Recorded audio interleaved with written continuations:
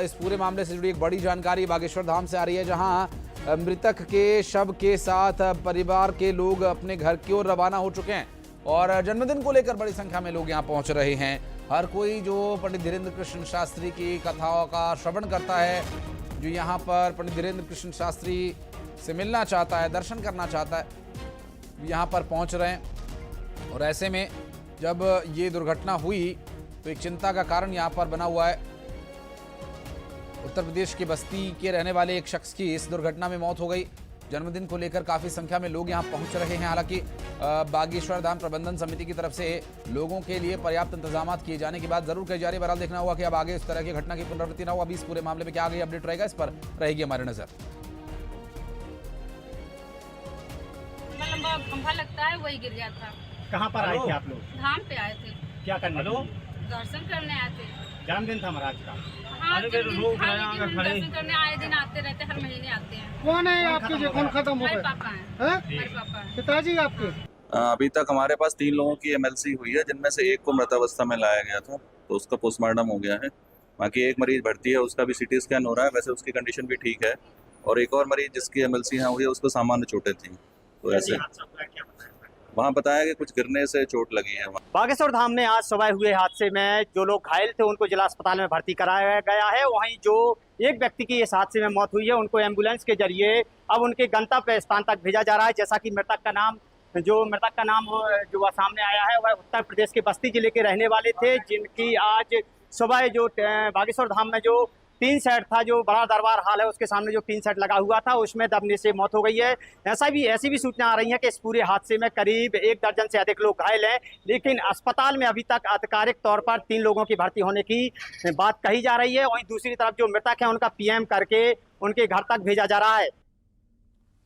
नरेंद्र परमार हमारे सहयोगी इस वक्त हमारे साथ जुड़े हुए, बात करेंगे उनसे। नरेंद्र, कितनी संख्या में लोग आने वाले हैं, इस तरह की कोई अव्यवस्था ना हो, इस बारे में पहले से ही जो आयोजक हैं वो तैयारी करके रखते हैं और खास करके बागेश्वर धाम में भी लाखों लोगों के पहुंचने के इंतजाम हमेशा हर वक्त रहते हैं। लेकिन ये दुर्घटना कैसे हुई और अभी क्या स्थिति है फिलहाल? कल के आयोजन को लेकर कोई रद्दोबदल, कोई बदलाव?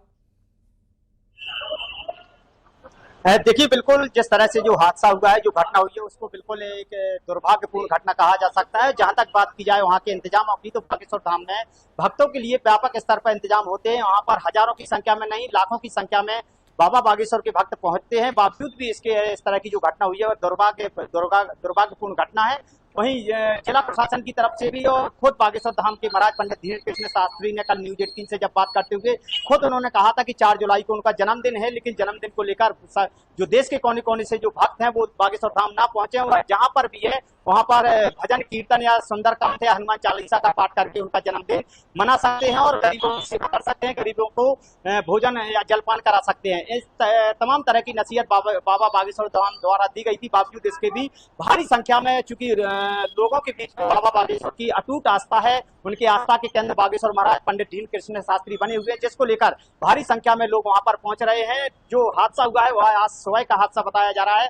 मंदिर के सामने जो बड़ा दरबार हॉल बना हुआ है, वहां पर जो सेट लगा हुआ था, सेट के गिर जाने की वजह से ऐसा बताया जा रहा है कि करीब 1 दर्जन लोग घायल हुए हैं और एक जो भक्त है उसकी मौत हो गई है। जिस व्यक्ति की मौत हुई है, जिला अस्पताल में उनका पीएम कराने के बाद तत्काल उनका जो गांव है बस्ती जिले के, उत्तर प्रदेश के बस्ती जिले के रहने वाले हैं, उनके शव को गंतव्य के लिए रवाना कर दिया गया है। वहीं जो 3 लोगों की एमएलसी हुई है, उनका जिला अस्पताल में प्राथमिक उपचार जारी है, उनको एडमिट किया गया है। एक जो लड़की है, युवती है, उसकी हेड इंजरी की वजह से सीटी स्कैन किया जा रहा है। कुल मिला के कहा जा सकता है कि जो बागेश्वर धाम की जो व्यवस्था है वह भी माकूल है और जो जिला अस्पताल की जो व्यवस्था है वह भी माकूल है। बावजूद इसके भी इस तरह का हादसा हुआ है, तो कहीं ना कहीं ये बिल्कुल दुर्भाग्यपूर्ण घटना कही जा सकती है। और जिला प्रशासन की तरफ से भी लगातार प्रयास किए जा रहे हैं, चूंकि ऐसा अनुमान है कि लाखों की संख्या में बाबा बागेश्वर के जन्मदिन के समारोह में शामिल होने के लिए भक्त पहुंचेंगे। तो कार्यपालिक मजिस्ट्रेट जो छतरपुर जिले के हैं, कलेक्टर पार्थ जायसवाल द्वारा उनकी ड्यूटी लगाई गई है। सभी तहसीलदारों की ड्यूटी बागेश्वर धाम में लगाई गई है। यानी 4 जुलाई को में जो भी कार्यक्रम बाबा बागेश्वर का जन्म उत्सव का होगा, उसको लेकर जिला प्रशासन भी और पुलिस प्रशासन भी चौकन्ना बना हुआ है। जी, अभी कोई आधिकारिक जानकारी प्रबंधन समिति की तरफ से या पंडित धीरेन्द्र कृष्ण शास्त्री की तरफ से इस पर कोई बयान आया हो कि कल चूंकि जन्मदिन है, इसको लेकर कोई विशेष आयोजन किया गया है या लोग यूं ही अपनी श्रद्धा से अपने भाव से वहां पर पहुंच रहे हैं? देखिए, मैं पहले ही बता चुका हूं कि बागेश्वर महाराज जो हैं वो देश ही नहीं विदेशों में भी लोगों के बीच आस्था का केंद्र बने हुए हैं और अपने आराध्य का जो जन्मदिन है उसको मनाने के लिए हर वक्त चाहेगा कि वह बागेश्वर धाम पहुंचेगा। बावजूद इसके भी बागेश्वर धाम के महाराज पंडित धीरेन्द्र कृष्ण शास्त्री जी ने कल न्यूज 18 से बात करते हुए एक संदेश जारी किया था। साफ तौर पर उन्होंने कहा था कि जिस तरह से जो भक्त वहां बागेश्वर धाम में पहुंच रहे हैं और बागेश्वर धाम न आकर जहां पर है वहीं पर हनुमान चालीसा का पाठ करते हुए उनका जन्मदिन मना सकते हैं और जिला प्रशासन के द्वारा भी वहां पर सुरक्षा व्यवस्था के कड़े इंतजाम किए गए हैं। हजारों लाखों की संख्या में भक्त पहुंचते हैं तो व्यवस्था जो है, पंडाल जो है वहां पर विशाल लगा हुआ है। एक साथ लाखों की संख्या में जो भक्त हैं, जो लाखों की तादाद में भक्त हैं, उनके बैठने के इंतजाम वहां पर है। लेकिन 3 सेट के गिर जाने से कहा जा सकता है कि कहीं ना कहीं यह दुर्भाग्यपूर्ण घटना थी जिसकी वजह से एक व्यक्ति को अपनी जान से हाथ धोना पड़ा है। वहीं करीब ये बताया जा रहा है कि 12 लोग घायल हैं। 3 लोगों को जिला अस्पताल में भर्ती कराया गया है। कुछ खजुराहो के सामुदायिक स्वास्थ्य केंद्र में भर्ती हैं, कुछ छतरपुर शहर के निजी अस्पतालों में भी भर्ती होकर इलाज करा रहे हैं। जी, लेकिन आपने ये नहीं बताया, क्या कल किसी कथा का कोई आयोजन होगा? क्या पंडित धीरेन्द्र कृष्ण शास्त्री इस वक्त धाम में ही मौजूद है? देखिए, बिल्कुल बागेश्वर धाम के महाराज पंडित धीरेन्द्र कृष्ण शास्त्री विदेश दौरा समाप्त करने के बाद महाराष्ट्र पहुंचे हुए थे, जहां पर 4 दिन की दरबार और कथा समाप्त करने के बाद आज से 3 दिन पहले बागेश्वर धाम पहुंच चुके थे। और बाबा बागेश्वर पंडित धीरेन्द्र कृष्ण शास्त्री अभी भी बागेश्वर धाम में है, लेकिन जिस समय यह हादसा हुआ था उस समय वह वहां पर नहीं थे और अपने शयन कक्ष में आराम कर रहे थे। वहीं जो इंतजामों की बात की जाए, इंतजाम बहुत अच्छे किए गए हैं भक्तों के लिए, बावजूद उसके भी इस तरह की घटना हुई है। और जो यहाँ पर चूंकि एक पूरा का पूरा महोत्सव चल रहा है, कल से शुरू में कथा हो गई है, हनुमान कथा होनी है। इसके बाद यहाँ पर जो पुंडरीक महाराज पहुंचे हैं उनकी भी कथा चल रही है और 9 जुलाई को गुरु पूर्णिमा महोत्सव भी मनाया जाना है। कुल मिला के कहा जा सकता है कि जो आधा महीना है बागेश्वर धाम में बड़ा व्यस्त रहने वाला है और भक्त भी दूर दूर से वहां पर पहुंच रहे हैं, क्योंकि जो भी बागेश्वर महाराज की दीक्षा लिए हुए हैं और भी गुरु पूर्णिमा के शुभ अवसर पर अपने गुरुदेव के दर्शन करना और उनका दर्शन लाभ लेना चाहेंगे। तो जो कथाएं हैं जो निरंतर है बागेश्वर धाम की तरफ से, अभी तक इस पूरे घटनाक्रम को लेकर हाल फिलहाल में कोई प्रतिक्रिया नहीं आई है। हालांकि आधिकारिक तौर पर जिला अस्पताल के जो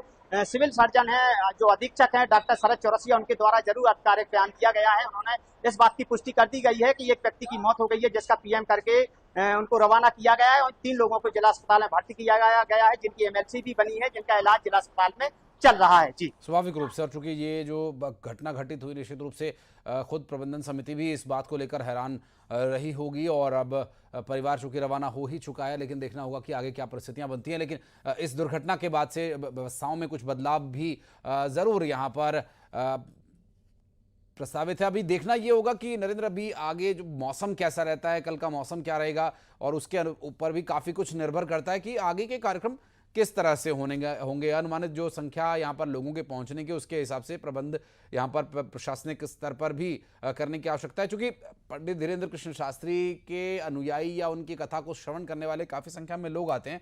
ऐसे में जो उनकी प्रबंधन समिति, उसके अलावा प्रशासनिक स्तर पर भी क्या कोई निर्देश हैं, क्योंकि आप बता रहे हैं कि गुरु पूर्णिमा तक पूरी व्यस्तता रहने वाली है, काफी संख्या में लोग यहाँ पर पहुंचने वाले, कोई घोषणा प्रशासनिक स्तर पर, कोई बदलाव? देखिए, बिल्कुल जिस तरह से आपने जो बात कही है बिल्कुल सही गौर फरमाया है। जैसा कि बागेश्वर धाम में मैं पहले ही बता चुका हूं कि यहाँ पर लाखों की संख्या में लोगों को बैठने के लिए इंतजाम है। प्रबंधन समिति जो है आज से 1 साल पहले, यानी अभी जो विवाह समारोह हुआ तो वहां पर एक विशाल भव्य पंडाल लगाया गया है, जिसमें करीब ऐसा बताया जा रहा है कि 1.25 लाख भक्त उनके एक साथ वहां पर उस पंडाल में बैठ सकते हैं। ऐसे कई जगह टुकड़ों में पंडाल लगाए हुए हैं, यानी व्यवस्था जो है बिल्कुल माकूल है। लेकिन इस तरह की जो घटना हुई है वो कहीं ना कहीं दुर्भाग्यपूर्ण घटना कही जा सकती है। और जो भक्तों के लिए इंतजाम है प्रबंधन समिति के द्वारा, जो बागेश्वर धाम के प्रबंधन समिति है उनके द्वारा खाने पीने के भी माकूल इंतजाम किए गए हैं, बैठने के भी इंतजाम किए गए हैं। लगातार प्रबंधन समिति के द्वारा। बिल्कुल नरेंद्र, आप हमारे साथ बने रहिए, इस लगातार बड़ी खबर पर हम बने रहेंगे आगे भी। एक छोटे से ब्रेक के लिए यहाँ पर रुक रहे हैं। बहुत शुक्रिया फिलहाल आपका इस पूरे मामले पर